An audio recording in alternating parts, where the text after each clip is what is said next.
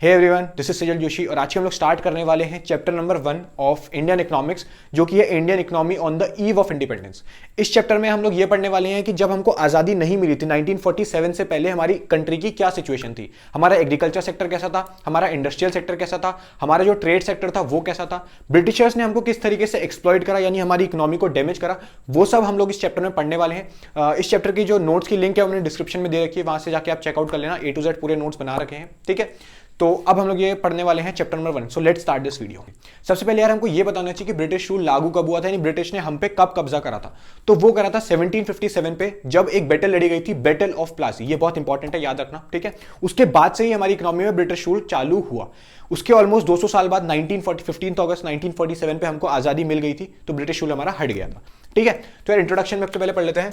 ये British rule हमको पता होना चाहिए 1757 पे लागू हुआ था बैटल ऑफ प्लासी के थ्रू, ठीक है। उसके बाद आफ्टर ऑलमोस्ट 200 ईयर्स हमको इंडिपेंडेंस मिल गई थी 1947 पे, राइट। लेकिन जब तक हमको इंडिपेंडेंस नहीं मिली थी तो ब्रिटिशर्स ने हमको एक्सप्लॉइटेड करा था। एक्सप्लॉइटेड मतलब आप समझ लो डैमेज, ठीक है, नुकसान पहुंचाया था। किसको? हमारे इंडस्ट्रियल सेक्टर को, हमारे एग्रीकल्चर सेक्टर को और हमारे ट्रेड सेक्टर को। तीनों को क्या करा था? नुकसान पहुंचाया था। कैसे कैसे पहुंचाया था अभी हम वो देखेंगे आगे, तो इतना हमें बेसिक पता होना चाहिए, राइट। इसको नोट करते रहना साथ साथ यार, नोट्स बनाओगे तो बहुत जल्दी आपको चीजें रिटेन होंगी, राइट। तो उसके बाद हमारे पास आता है यार what was the main purpose of British rule. यार अभी हम जो भी पढ़ रहे हैं ये सब पढ़ रहे हैं यार, इन दी एंड ब्रिटिश रूल का मेन पर्पस क्या था, क्यों उन्होंने हम पे शासन करा है, क्यों हमें कब्जे में रखा। सबसे इंपॉर्टेंट रीजन जो आपको लिख के आना है वो ये है कि यार उनकी जो खुद की इंडस्ट्रीज थी ना, उनको रॉ मटेरियल्स की जरूरत होती थी, तो वो क्या करती थी, इंडिया को एज अ फीडर इकोनॉमी बनाती थी ताकि रॉ मटेरियल्स उससे ले सके सस्ते दाम में और गुड्स प्रोड्यूस करके वापस हमको महंगे में बेच सके। तो मेन रीजन क्या था कि इंडियन इकोनॉमी को एक फीडर इकोनॉमी बनाना ब्रिटिश इंडस्ट्रीज की, क्योंकि उनको रॉ मटेरियल्स की रिक्वायरमेंट होती थी जो इंडस्ट्रीज वहां ग्रो कर रही थी। तो वो कौन पूरी करता था? इंडियंस। तो इंडियन से रॉ मटेरियल ले जाने के लिए, ठीक है। तो क्या लिखा है?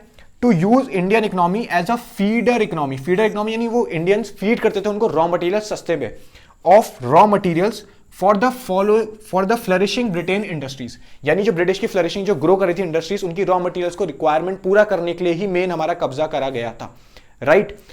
समझते रहना साथ साथ। उसके बाद हमारे पास है यार characteristics of Indian economy before British rule. अब हमें ये पता होना चाहिए ब्रिटिश रूल 1757 पे आया, उससे पहले हमारी इकोनॉमी की क्या कंडीशंस थी। ये बहुत इंपॉर्टेंट क्वेश्चन है, ठीक है। 3 मार्क्स में आ सकता है। 3 कैरेक्टरिस्टिक्स बताओ कैसी थी हमारी इंडियन इकोनॉमी ब्रिटिश रूल के आने से पहले। सबसे पहला है यार प्रॉस्पेरस इकोनॉमी। प्रॉस्पेरस इकोनॉमी क्या होती है यार? एक ऐसी इकोनॉमी जो सेल्फ रिलायंट हो, यानी इंडिपेंडेंट हो, उसको किसी के ऊपर डिपेंड नहीं करना कि यार वो हमको इंपोर्ट भेजेगा तभी हम कर पाएंगे। आपको पता ही होगा यार, हमको सोने की चिड़िया बोला जाता था।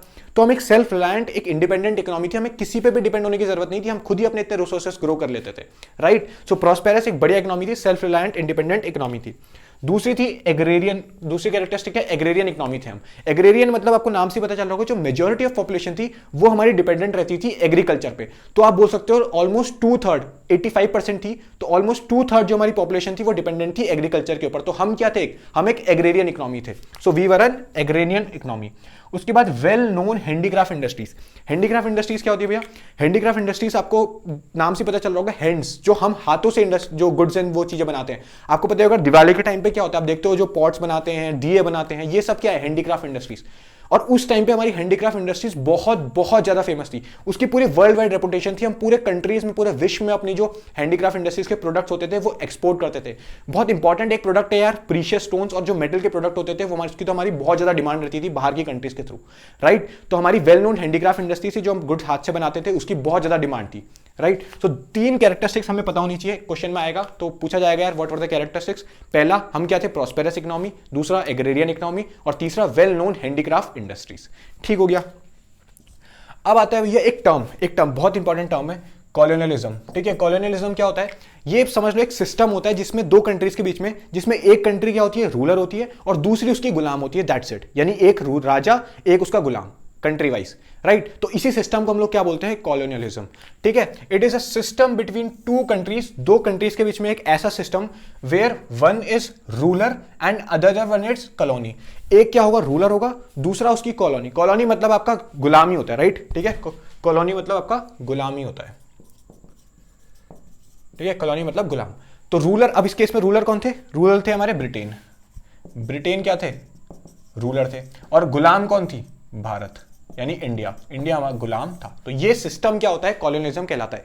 अब जो इसमें रूलर होता है ना, वही डिसाइड करता है जो भी हमारी पॉलिसीज हमारी कंट्री में लॉन्च होंगी, जो कि कॉलोनी हमारी खुद की पॉलिसीज वो खुद डिसाइड करते थे, इकोनॉमिक पॉलिसीज, पॉलिटिकल पॉलिसीज सब वही डिसाइड करते थे। ठीक है, तो कॉलोनिज्म हमें टर्म समझ में आना चाहिए, राइट।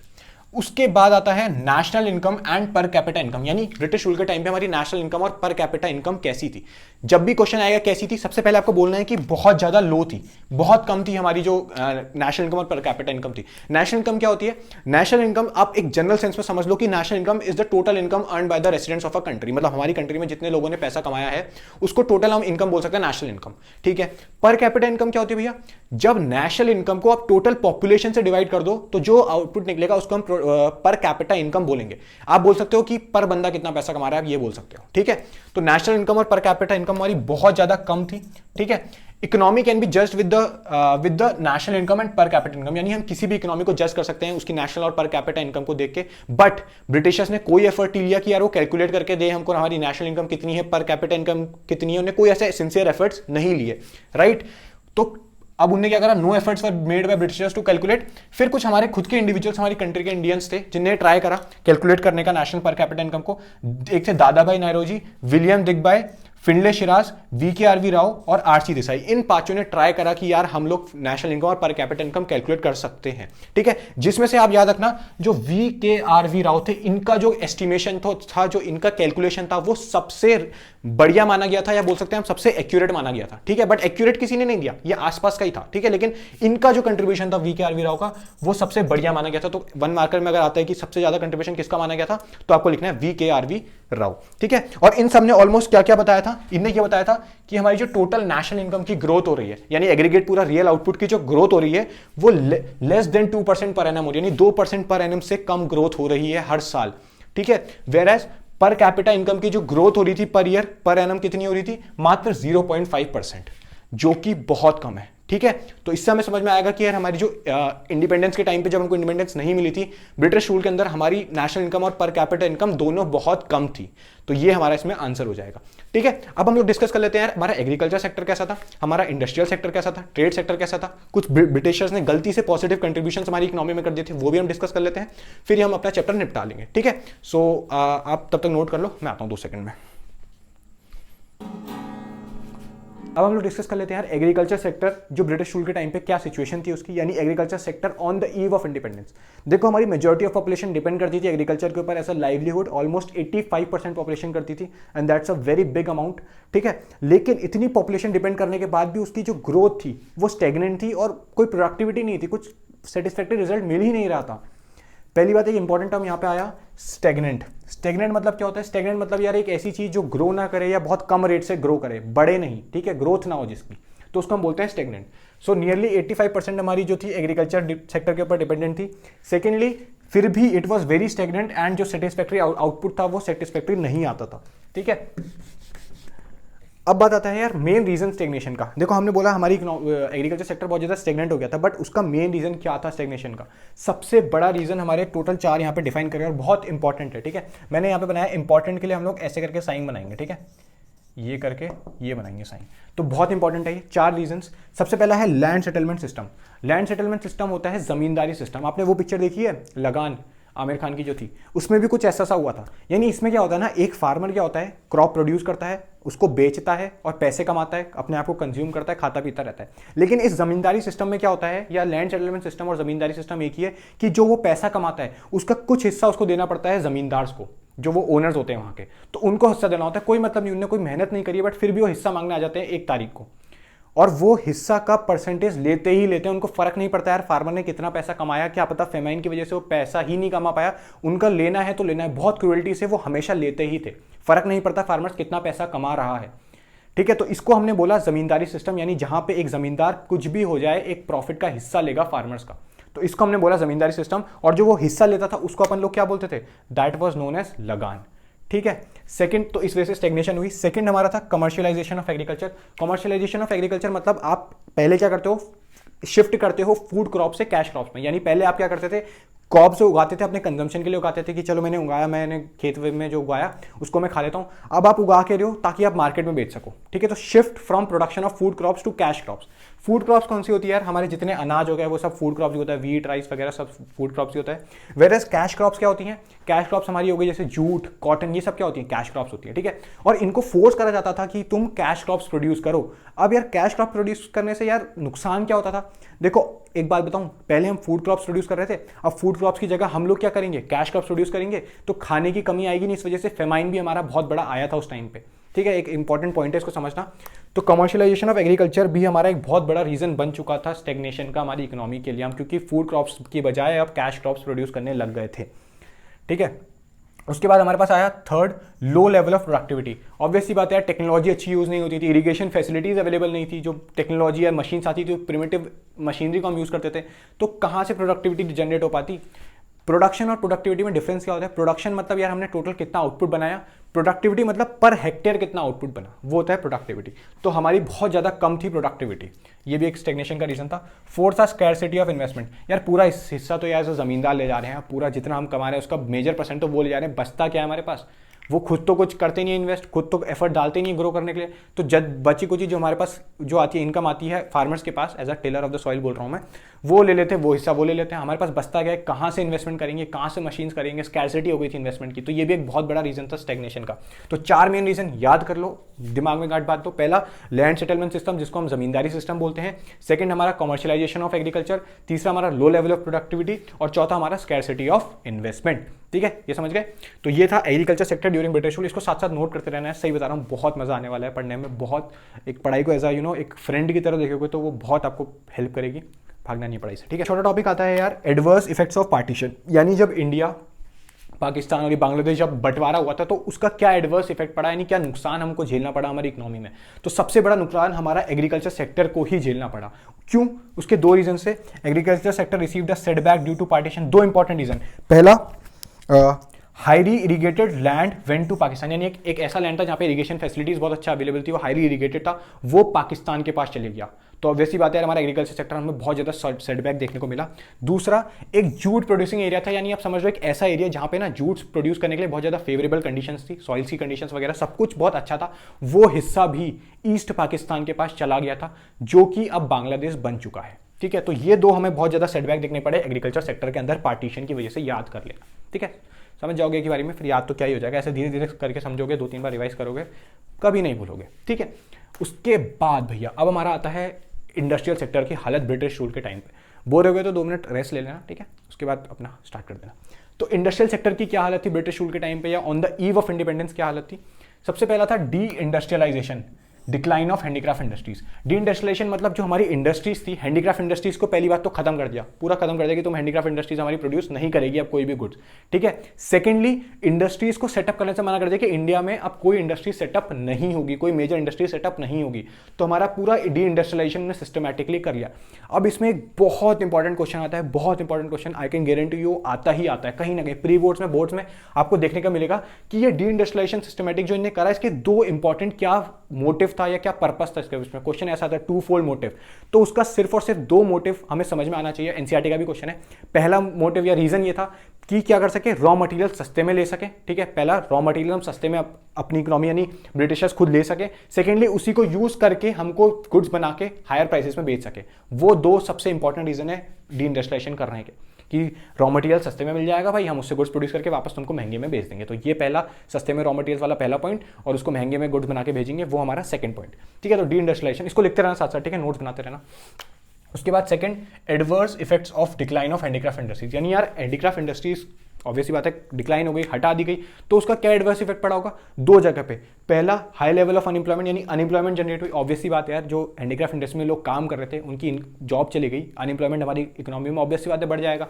सेकेंडली, क्या था हमारा, हम इंपोर्टर बन गए थे फिनिश गुड्स के, ठीक है। अब ऑब्वियसली बात है हम हैंडीक्राफ्ट इंडस्ट्रीज अपनी नहीं प्रोड्यूस कर रहे हैं, मशीन्स हमारे वहाँ सेटअप नहीं होने दी है, इंडस्ट्री सेटअप नहीं हो रही है, तो हमारी कंट्री तो कुछ प्रोड्यूस करेगी नहीं करेगी, सिर्फ और सिर्फ ब्रिटेन प्रोड्यूस करता, तो हम सिर्फ इंपोर्टर बन गए थे फिनिश गुड्स के, राइट। फिनिश्ड गुड्स को एक्सपोर्ट करना बहुत बड़ी बात होती है, जो हमें हटा दिया गया था, और हम सिर्फ इंपोर्टर बन गए थे फिनिश गुड्स के, क्योंकि हमारी हैंडीक्राफ्ट इंडस्ट्रीज तो उन्हें बंद करवा दी और कोई इंडस्ट्री सेटअप करने को दी ही नहीं, सब अपना ही उन्हें करा। तो 2 एडवर्स इफेक्ट क्या पड़े, अनएम्प्लॉयमेंट जनरेट हुई और हम इंपोर्टर बन गए फिनिश गुड्स के, ठीक है। उसका तीसरा है lack of capital good industries. Capital good industries क्या होती है भैया, कैपिटल गुड इंडस्ट्रीज वो इंडस्ट्रीज होती है जो मशीन्स टूल्स बनाती है, जो फर्दर इंडस्ट्रियलाइजेशन करने के लिए चाहिए होती है, फर्दर मशीनरी या फर्दर हमें कुछ प्रोडक्ट बनाना है उसके लिए चाहिए होते हैं, वो क्या होती है capital good industries, further production के लिए हमको चाहिए होती है, ठीक है। सो वो होती है कैपिटल गुड इंडस्ट्रीज। और लैक ऑफ कैपिटल यार उस टाइम पे उन्हें कुछ डेवलप होने नहीं दिया, हमारी कोई भी इंडस्ट्रीज नहीं डेवलप हो रही, उन्होंने कहा यहाँ कुछ डेवलप नहीं होगा, जो होगा सिर्फ ब्रिटेन में होगा, वहीं पर हम गुड्स बनाएंगे, वही आके तुमको बेचेंगे, ठीक है। लेकिन कुछ पहले इंडस्ट्रीज कुछ थी, वैसे ऐसा नहीं है कि बिल्कुल नहीं थी, थोड़ी थी, ठीक है। कॉटन और टेक्सटाइल की कुछ इंडस्ट्रीज थी जो हमारा मेजरली सिचुएटेड थी महाराष्ट्र और गुजरात में। एक इंपॉर्टेंट पॉइंट याद रखना, फिर हमको एक ब्रेक थ्रू मिला था 1907 पे जब टिस्को लॉन्च हुई थी, ठीक है। टिस्को बोल रहा TISCO ऐसे बोल दिया, Tata and iron steel company launch हुई थी 1907 पे, उसने एक बहुत अच्छा ब्रेक थ्रू दिया था, इंपॉर्टेंट पॉइंट है याद रखना, ठीक है। उसके बाद कुछ इंडस्ट्रीज फिर डेवलप स्टार्ट हुई, उसके बाद वर्ल्ड वॉर 2 के बाद कुछ इंडस्ट्रीज डेवलप हुई, स्टार्ट फिर से दोबारा डेवलप होने लगे, छोटी छोटी इंडस्ट्रीज मतलब ग्रो करने लगे, एक sugar industry, cement industry. World war हमारी 2 अराउंड 1939 के आसपास हुई थी, तो उसके बाद से कुछ और इंडस्ट्रीज डेवलप करना स्टार्ट हो गई थी। ये तो अलग टॉपिक है, बस हमें ये समझना है कि हमारी कैपिटल गुड इंडस्ट्रीज बहुत ज़्यादा कम थी। ये 2 डेटा हम याद रख लेते हैं, ठीक है। उसके बाद limited role of public sector. Public sector मतलब सरकार, और सरकार हमारी थोड़ी है, सरकार तो ब्रिटिश की है, तो वो उनका बहुत ज़्यादा लिमिटेड रोल रहता था इंडस्ट्रियलाइजेशन की तरफ का, उनका कन्फाइंड रहता था यार कुछ ही एरियाज में जो उनको हेल्प करते थे, जैसे रेलवेज हो गए, रोड्स हो गए, पोर्ट्स हो गए, ताकि वो क्या कर सके, गुड्स लेन देन कर सके, अपना फायदा कर सके। तो उसी जगह पर उन्होंने फोकस करा, इंडस्ट्रियल सेक्टर के ऊपर तो कुछ फोकस ही नहीं करा, तो उनका लिमिटेड रोल रहा पब्लिक सेक्टर का, यानी गवर्नमेंट सरकार का, ब्रिटिश की। उसके बाद लो कंट्रीब्यूशन टू GDP, ऑब्वियस सी बात है यार, इंडस्ट्रियल सेक्टर दे ही नहीं रहा है, इंडस्ट्री सेटअप ही नहीं हो रही है, कुछ भी इंडस्ट्रियलाइजेशन नहीं हो रहा, तो उसका जो कंट्रीब्यूशन GDP में आ रहा था वो बहुत कम था। तो ये था हमारा industrial sector during British rule. एक पॉइंट्स मैंने बताया, उसको नोट कर लेना अपने लैंग्वेज में, ठीक है, नोट्स ऑलरेडी दे दिए, वहाँ से देख लेना, ठीक है। उसके बाद हमारे पास आता है लास्ट मतलब इस वीडियो का लास्ट, फॉरेन ट्रेड, यानी इस टॉपिक का लास्ट, ठीक है। चैप्टर खत्म नहीं हुआ, अभी मैं थोड़ा सा चैप्टर और बचा है, वो हम नेक्स्ट पार्ट में कवर अप करेंगे, ठीक है। तो पहला है फॉरेन ट्रेड, हमारी सिचुएशन क्या थी ब्रिटिश रूल के टाइम पे, वो भी डिस्कस कर लेते हैं। फॉरेन ट्रेड के हमारे टोटल 3 पॉइंट्स हमको याद रखने हैं। पहली बात तो यार हम पहले क्या करते थे, एक्सपोर्टर थे, बट ब्रिटिश ने कुछ ऐसी पॉलिसीज लगाई, हमको इंपोर्टर बना दिया गुड्स का, वो तो हम समझ गए पहली। अब 3 इंपॉर्टेंट पॉइंट्स क्या है, पहला exporter of primary products and importer of finish goods. हम एक्सपोर्ट करने लगे थे प्राइमरी प्रोडक्ट्स मतलब रॉ मटेरियल्स, यही सब कॉटन, सिल्क, ये सब हम लोग एक्सपोर्ट करने लग गए थे, और इंपोर्टर बन गए थे हम फिनिश गुड्स के, यानी जो कॉटन हमसे ली वहाँ जाके प्रोड्यूस कर दिए, कॉटन क्लोथ्स उसके बना दिए, वो हमको वापस भेज दिया, यानी इंपोर्टर बन गए हम फिनिश गुड्स के। एक्सपोर्ट रॉ मटेरियल्स करते थे और इंपोर्ट फिनिश गुड्स करने लग गए, जो कि एक अच्छी चीज़ नहीं है, ठीक है। सेकंड हमारे पास आया सेकंड पॉइंट है monopoly control of British rule. Monopoly क्या होता है, आपने 11th में पढ़ा होगा, मोनोपोली कंपटीशन करके, यार उसको हम लोग बोल सकते हैं, फॉर एग्जांपल समझते हैं, जैसे 3 सब्जी वाले ठेले वाले खड़े हैं, ठीक है। अब आप उनसे गए, आपने पूछा भैया 1 किलो आलू कितने का है, ठीक है। एक उसने बोला 150 रुपये का है, मेरे को नहीं पता कितने का है, 150 रुपये का है, तो आप उसको बोल सकते हो ना कि नहीं मैं तो उससे ले लूँगी, कम करके दो मेरे को। लेकिन वहीं पर अगर सिर्फ एक सब्जी वाला हुआ तो आप उससे बोलोगे, वो बोलेगा 150 रुपये का, वो कहेगा लेना है तो ले वरना मत जाओ, और आपके पास कोई ऑप्शन ही नहीं बचता ना, उसका मोनोपोली कंट्रोल है उस जगह पे, ठीक है। ये थोड़ा वैसा चलेगा एग्जांपल के थ्रू, डेफिनेशन भी यही होगी, समझ जाना। तो वो मोनोपोली कंट्रोल उसका वहाँ पे चलता है। तो इसी तरीके से ब्रिटिशर ने भी पूरा हड़प लिया था control, monopoly control of British rule, यानी हमारी फॉरेन ट्रेड के ऊपर पूरा सिर्फ और सिर्फ ब्रिटिश का था मोनोपोली कंट्रोल आ चुका था। तो इसमें क्या हुआ था, मोर देन हाफ, यानी हाफ से भी ज्यादा जो ट्रेड था वो डायरेक्टेड था सिर्फ और सिर्फ ब्रिटेन की तरफ को, यानी तुम सिर्फ और सिर्फ इंडिया क्या करेगी, ब्रिटेन को गुड सप्लाई करेगी, और कुछ गिनी चुनी कंट्रीज जैसे चाइना, थोड़ा बहुत चाइना और श्रीलंका, ईरान वगैरह, वो 3 कंट्रीज को, ठीक है। सेकेंडली स्विस कैनाल डेवलप करी गई थी 1869 से, ये एक बहुत मेजर, पता है हम बोल सकते हैं इंपॉर्टेंट टॉपिक है। स्विस कैनाल डेवलप करी गई थी 1869। इसमें क्या हुआ था, स्विस कैनाल ने एक डायरेक्ट रूट प्रोवाइड कर दिया था इंडिया और ब्रिटेन के बीच में, जो अवॉइड करता था अफ्रीकन कंटेंट को। यानी जब स्विस कैनाल नहीं थी तो इंडिया और ब्रिटेन में इंपोर्ट एक्सपोर्ट करने के लिए उनको पहले अफ्रीका से होते हुए जाना था, लेकिन अब क्या कर दिया, एक स्विस कैनाल बना दी, इंडिया और ब्रिटेन के बीच में एक सीधी क्या कर दी, स्विस कैनाल बना दी, जिस वजह से एक्सपोर्ट इंपोर्ट बहुत ज्यादा बढ़ गया और ब्रिटिशर्स को बहुत फायदा हुआ, ठीक है। तो ये हुआ monopoly control of British rule, याद रख लेना, बहुत इंपॉर्टेंट है। मैं बनाऊंगा एक वीडियो जिसमें हम लोग सिर्फ और सिर्फ डेटा की बात करेंगे। तीसरा है drain of Indian wealth during British rule, ठीक है, यानी इंडियन वेल्थ, जो इंडियन की कमाई होती थी। मैंने बोला कि यार यहाँ पे एक्सपोर्ट हम प्राइमरी प्रोडक्ट्स कर रहे थे और इंपोर्ट हम फिनिश गुड्स कर रहे थे। यार हम प्राइमरी प्रोडक्ट्स एक्सपोर्ट कर रहे थे तो कुछ ना कुछ तो पैसा आ रहा होगा, कहीं ना कहीं से कुछ तो पैसा मिल ही रहा होगा। वो पैसा भी ब्रिटिशर्स हमारी इकोनॉमी के लिए यूज नहीं करते थे, घंटा हमारी इकोनॉमी के लिए यूज करा उनने, उसको पता है किसके लिए यूज करा, अपने एडमिनिस्ट्रेटिव एक्सपेंसेस यूज करने के लिए, अपने जो वो वॉर लड़ते उसके ऊपर यूज करा। सोचो कितनी क्रुएल्टी करी, हमारा ही पैसा अपनी ही इंडस्ट्रीज पे अपने ही ऊपर यूज करा, कितनी बड़ी उन्हें क्रुएल्टी करी, ठीक है। तो ड्रेन ऑफ इंडियन वेल्थ, हमारी खुद की वेल्थ को अपनी एडमिनिस्ट्रेटिव ऑफिसेस में जो एक्सपेंसेस है उसमें लगा दिया, और जो खुद के वॉर एक्सपेंसेस होते थे उसमें लगा दिया। तो हमारी इंडियन वेल्थ को पूरा ड्रेन कर दिया, जो फॉरेन ट्रेड करके थोड़ी बहुत आ भी रही थी, रॉ मटेरियल एक्सपोर्ट करके या प्राइमरी प्रोडक्ट्स एक्सपोर्ट करके। तो ये हमारी थी सिचुएशन ब्रिटिश रूल के टाइम पे फॉरेन ट्रेड की, ठीक है। इसके आधार हमारे टॉपिक अभी जो बचे हैं वो है हमारा इंफ्रास्ट्रक्चर, ऑक्यूपेशनल स्ट्रक्चर क्या था और पॉजिटिव कंट्रीब्यूशन और एक फीचर है वो हम डिस्कस कर लेते हैं सेकंड पार्ट में। इस पार्ट को इतना ही रखते हैं 1 पार्ट। एक छोटा सा होमवर्क है यार, अगर करोगे तो अच्छा लगेगा। तो इसमें आपको क्या करना है, जो मैंने अभी पढ़ाया टॉपिक्स उसका अपने साथ अगर एक नोट्स बनाया तो नोट्स बना लेना, नहीं बनाया तो एक बार वीडियो पॉज करके एक बार पढ़ के साथ साथ नोट्स बना लेना, क्योंकि आप वो नोट्स बनाओगे ना तो कभी नहीं बोलोगे। जो हाथ से बनाए हुए नोट्स होते हैं ना उनकी तो बात ही अलग होती है भाई, सच बोल रहा हूँ, ठीक है। तो उसको आप मेरे को DM कर देना इंस्टाग्राम पे, ID ये है या लिंक डिस्क्रिप्शन पे, वहाँ से देख लेना। बिकॉज अच्छा लगता है, एक इंटरेक्शन होता है, ठीक है। 6 बच्चों का मेरे को मैसेज आया था परसों, बहुत अच्छा लगा था, that was the best day of my life, जिन्होंने बोला था भैया आपने बहुत अच्छा पढ़ाया, आप सेकंड पार्ट कब कर रहे हो, ये कर रहे हो, तो that is something really motivating for me. तो एक इंटरेक्शन बना रहेगा यार। इफ़ यू फील कि थोड़ा सा भी अगर आपको लगे कि यार इंपॉर्टेंट है, सच समझ में आ रहा है, तो प्लीज़ ये जो बताया है इसको नोट छोटे बना के जो भी आप बना रहे हो अपने साथ मेरे को इंस्टा पे DM कर देना, एंड काफ़ी अच्छा रहेगा। So this is all for this video. Second part इसका मैं लाता हूँ 1-2 दिन के अंदर, तो तब तक आप इसको पढ़ लेना। आज भी बजने वाले हैं यार सुबह के 3:50 हो गया है, तो होमवर्क कर लेना है, ठीक है। DM कर देना इंस्टा पे। Okay bye.